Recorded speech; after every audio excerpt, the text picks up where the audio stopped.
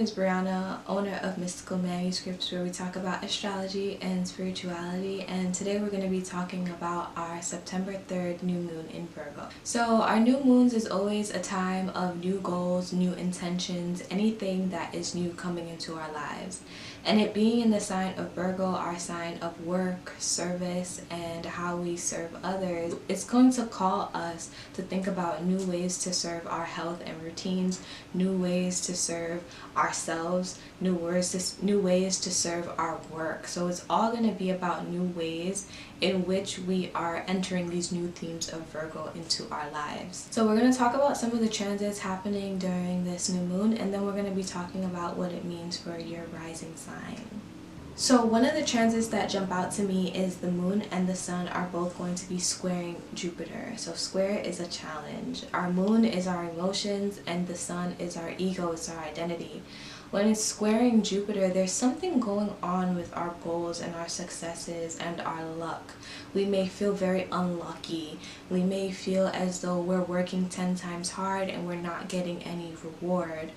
So now is a really good time to ask ourselves, why exactly are we feeling like we're not getting what we want? What exactly is holding us back, right? These challenges may have a theme that we need to tackle and let go of. The second transit that's happening that I want to talk about is Mercury is going to be squaring Uranus. So Uranus is our planet of unpredictability, and Mercury is our planet of intellectualism, right? It's our planet of communication. During this new moon, we may be having a lot of unpredictable events going on, or maybe even unpredictable thoughts, and we might be a little confused about what to do and maybe move forward with them.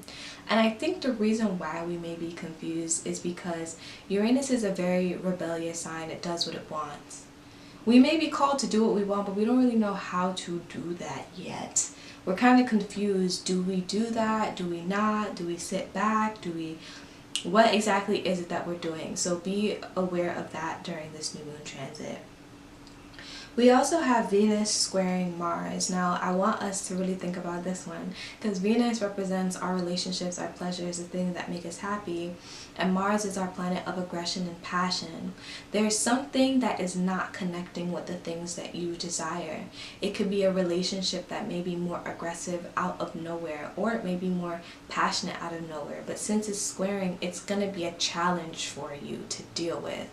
There also could be a change with the things that you love or your hobbies. Maybe you want to do your hobbies so much, but other things are getting in the way.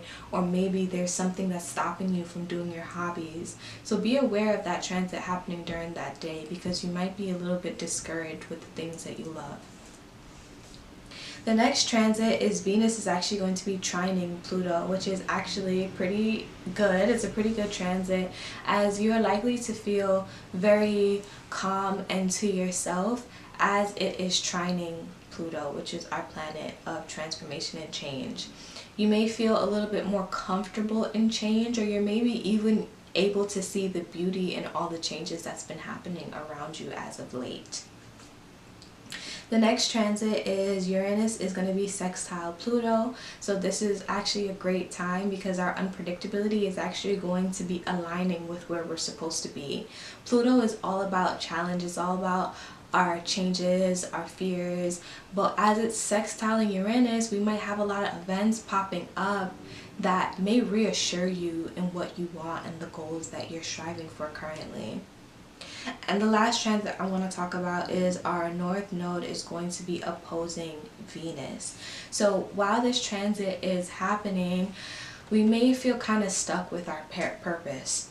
We may love our purpose and we see it, like we may be looking at our vision board and we're like, wow, like I really want to accomplish those goals. But there's an issue there. There's something that's unaligning where your purpose may feel like it has lessened, or you may have identified or maybe lost love for your purpose. You are probably currently right now trying to figure out what are you supposed to be doing with your life because of all these other transits that are happening. I think this transit is going to really call us to look inward, okay? It's going to be like, okay, well, there's something misaligning with your goals and your purpose that you currently want to do. Maybe we should do some journaling about that. Because if not, it could look like, yeah, I want to do these goals, but instead I'm going to play video games. Or instead I'm just going to eat some good food. Or instead I'm going to do X, Y, and Z and not really focus on it, because that's what this energy can be as well. Alright, so for our new moon in Virgo, in our Virgo risings, we're going to be seeing this in our first house of the self and self-expression. As this moon is entering your first house, you are likely to come up with a new way to express yourself or a new way to express your appearance. It also may be changing the way that you view yourself. Maybe you might be wanting to help others a little bit, and you view yourself as someone that can help others and truly heal others as well. If you are a Leo rising, you're seeing this new moon in Virgo in your second house. So that energy of work, routine, and health is going to be brought towards your shared finances. Maybe there is going to be a change in the way that you're spending money. Maybe you might be spending money in ways that are going to improve your health. This is actually a pretty okay transit. Like, you're not likely to lose money during this time because the new moon is all about new things. For Cancer's risings, you're seeing this in your third house of siblings, communication, and intellect, and also short-term travel. So you may be planning like a short-term trip where you're trying to recoup and connect with yourself more. You may also be wanting to communicate more about your health or about those themes. I also think that mental health is going to be really important here, as you may be connecting a little bit more with your mental health and how it's impacting your day-to-day basis. Next, we have Gemini risings, which is going to be in our fourth house of the mother, foundations, wounds, all of those things. And as the new moon in Virgo is passing this house, you may feel a deep connection to open up some of those family wounds that you haven't healed from before. It may be called to question, how exactly have you been monitoring your health? Is monitoring your health the same as a child would or as you did as a child? Or is monitoring your health something that you can use what you've learned growing up to be something new, if that makes sense? I feel like this also could look like you shining an emotional connection with your mother, or reopening what that kind of looks like for you. For Taurus risings, this new moon is going to be in your fifth house of creativity and children. So as this is going into that house, you may be called to think about your relationship with children. Some of you may want to have children. Some of you may want to be more creative. And with Virgo in this house, like, you're probably going to be having a more perfectionist approach to your creativity and to your goals. So just be careful of not being too nitpicky and just kind of enjoy the creativity. Aries risings, you're going to be seeing this in your sixth house of health, fitness, systems, pets, work, and organization. So this is where the Virgo feels at home. So you're likely to have some type of big revolutionary change in regards to the way that you're monitoring your work, health, and routine. For Pisces risings, you are seeing this in your seventh house of relationships and partnerships. So as Virgo is passing this house, you may feel as though you want to nitpick your relationship, so be very careful about that.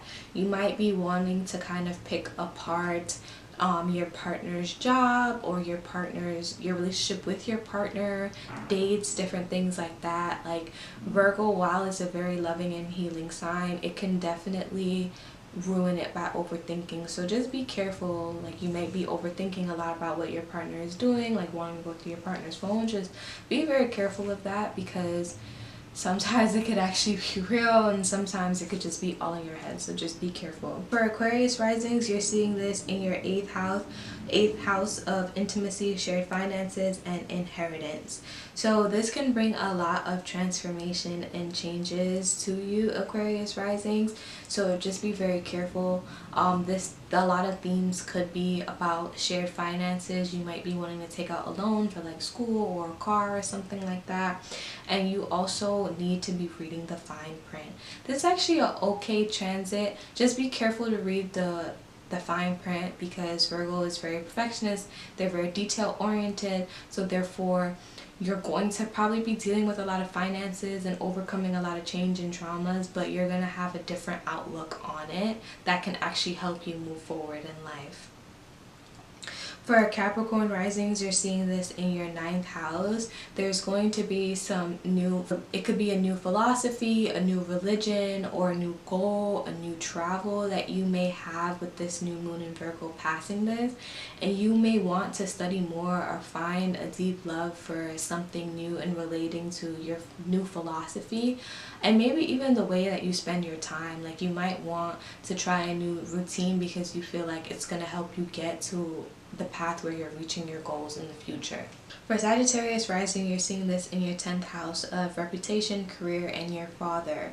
Now with the new moon in Virgo here, you may also have that nitpicking father wounds that might come back up. It can also help us bring balance and more organized perfectionist nature, the way that you're viewing your career and your reputation. So that's a really good transit for you, Sag Rising. For Scorpio Risings like myself, we're seeing this in our 11th house of friendships.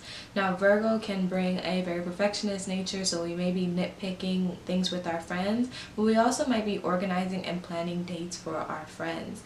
We may have a deep need for service to service others during this time, as this is a very humanitarian house. So this transit may bring Scorpio Risings to think about ways that they can truly serve others. And lastly, we have Libra Risings, which is going to see this Virgo transit in their 12th houses of fears and subconscious and also spirituality. As Virgo is passing this for our Libra Risings, they may be more organized and more disciplined when it comes to their spiritual practice, and they may feel more inclined to use their spiritual practice to serve others. They may also want to be more practical and organized with the way that they're managing their traumas. They may reach out for help and maybe get some therapists or other helps, or maybe some psychologists to help them navigate through some lingering traumas that they may have. Now for some journal questions for this new moon. What current challenges are you facing towards your goals? Right? What is holding us back? Like we saw some of these transits, so we're definitely gonna maybe feel a little discouraged during this time. What exactly is it that's holding us back? Okay, we definitely need to be analyzing and looking at that. How are me and the people around me impacting my goals? A big thing that one of my teachers told me is, what emotions are yours versus emotions are other people. You don't even know how many times people are projecting their pain onto you. It's not even their pain. It's their parents' pain, their parents' pain, parents' pain. Right? Like you've heard this probably growing up a lot. Like your mom's like, I don't want you to turn up like me. I don't want you to turn out like this. Or I want you to turn out like this. And it's like, they're probably thinking it from their perspective that their parents put on them, that their parents put on them. How is that impacting you? Right? Like how is other people's energies and people's traumas impacting you? Alright, so please take a look at that, because a lot of times when we're sad, it's usually because of something in the past or something that something did to us. Remember that we're whole humans living in our experience, but a lot of other people can influence our emotions and the way that we think. Okay? And our last question is, what changes do you need to make in order to meet your goals? So this is a reflection time. It is. We are going to feel held back. We're going to feel discouraged during this new moon, but it's a new moon. It's a time for new intentions, a time for new things. What do we need to do in order to bring those new things into our lives? Okay? And with that, if you like this video, please be sure to like this video. Leave a comment if you have any questions, and I'll see you next time. Goodbye.